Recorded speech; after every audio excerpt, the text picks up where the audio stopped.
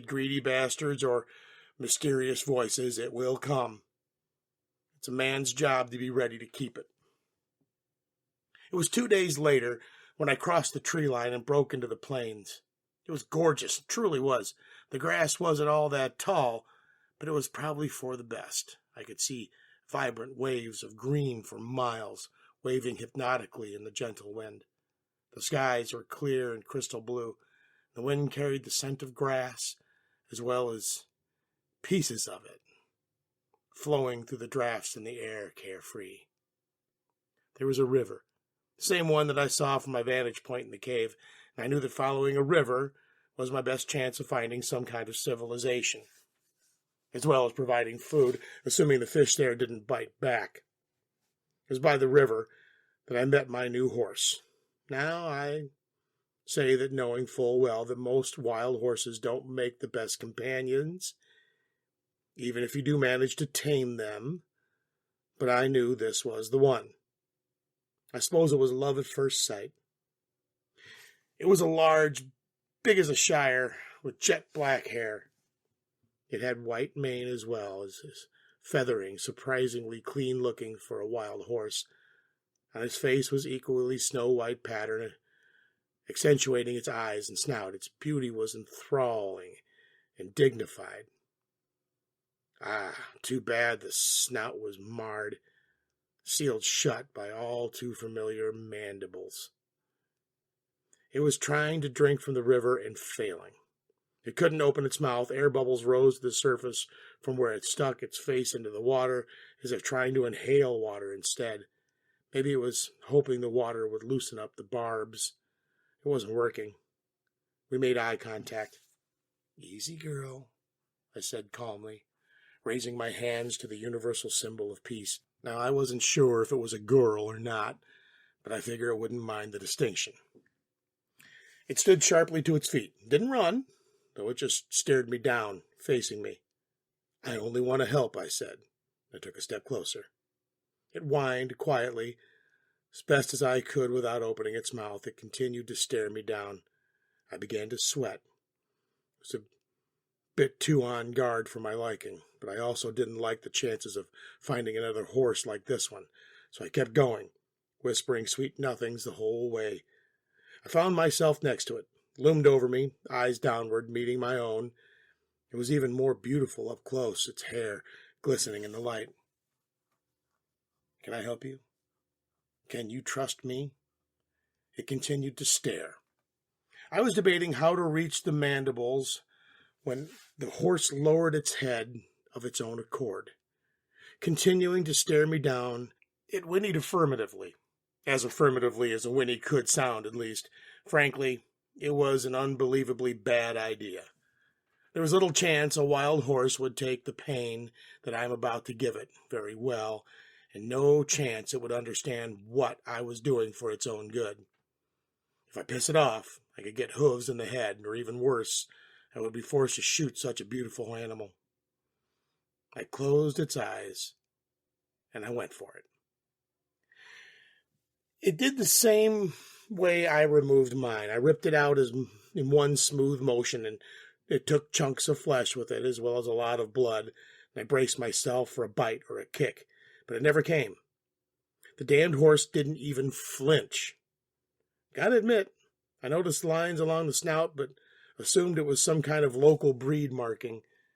I didn't expect its mouth to open in 4 sections. It maintained eye contact and seemingly stretched its sore jaw, its sections waving around almost independently of one another. It was lined with teeth, but I could also see the gore in them, pieces of red flesh and green blood. I didn't even react. I was shaken to the bone. Honestly, I felt pretty betrayed, like meeting the perfect girl and who didn't mention that she was married until it was too late. Instead of biting my head off, which it literally could have, it turned around and stuck its head back into the water. I could see bits of flesh and blood wash away in the stream as it thirstily lapped up water in its elongated tongue. Okay, you know what? Maybe it was a good little horsey, and the local horsies happen to be carnivorous. That's fine, I can work with that. I reached into my satchel and retrieved some of the smoked meat that I was saving for later. Want some, girl? Apparently it did, as it quickly turned around and took it. Now, how, might you ask? By using its tongue like a damned lasso from several feet away. Wow! It whinnied happily, and a large chunk of meat simply disappeared into its maw. The noise it made was probably something that was going to haunt me. This thing was clearly not a horse. I'm starting to think that I must just be too dangerous to even attempt to ride. I reckon I should just calmly walk away. It finished eating? I am not a girl, it said. What? I said, I'm not a girl. I'm a guy. Do you not see my humongous horsey dick? What? Oh, an expression of surprise. I guess you're new around these parts, huh? I feel like my previous analogy was even further in hindsight. Yep. Do you only speak in monosyllables? Are you dumb? Did you get kicked in the head by some horse almost as majestic as I am? His voice reminded me of an annoying landolier that I met once, who fancied himself upper class and whom I shot right in the face. I'm just thinking. His head got lower, and I could see the mocking in his eyes. Its mandibles vibrated with every word, but it didn't open them, playing the part of the beautiful horse. About what? You called yourself a horse, but you clearly aren't one. It looked angry. Poor choice of words. How was I even picking up a monster's facial expressions? You dare. You insult me by denying me my species. It roared, its voice becoming tinny, its mouth opening into its full length. I wasn't feeling it. I guess I just couldn't take him very seriously. I think it's still the shock, actually. No, I've never seen a horse quite like you. I've seen a lot of horses. Quite like me? What do you mean? My beauty, my strength, my glamorous hair? My perfectly groomed feathers? My massive, horsey... I was referring to the talking and the gaping maw. Most horses I've seen don't possess either trait. No, I will admit, you are easily the most beautiful horse-like creature I have ever seen. I thought for a moment, even counting the maw. The mouth closed almost immediately. It danced around happily. Oh, you really think so? I know you think so because I always know when someone tries to lie about my beauty. You have an eye for aesthetics, good sir. It stopped dancing around and assumed a serious air. I assume you aren't from this planet, correct? Planet. That was a word for Earth. No, it was a word for the thing that Earth is. And there are more of them like Jupiter, Mercury, and, Nah.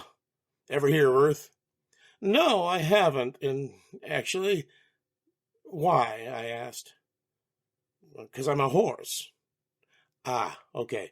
I think I'm going to take time out from thinking too hard. I prefer problems that I could shoot or drink until I forget about it. You know where the nearest town is? Also, no. Okay. We should follow the river then. I think we need to find some people if we want to survive whatever this wave is. The horse actually nodded. Jesus Christ. I agree. I was doing the same before I got accosted by those wretched fucking insectoid cunts, he said with all the vigor of someone talking about stubbing their toe. Maybe he wasn't in all that much danger, or maybe he was playing it cool. I nodded back. Great. Can I ride you? The horse jumped backward in surprise. I mean that literally.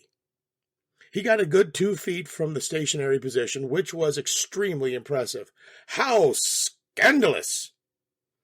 You have some guts coming on to me, sir. I'll have you know that I am only interested in mares, and they're all lust for my gargantuan horsey dick. I finished for him.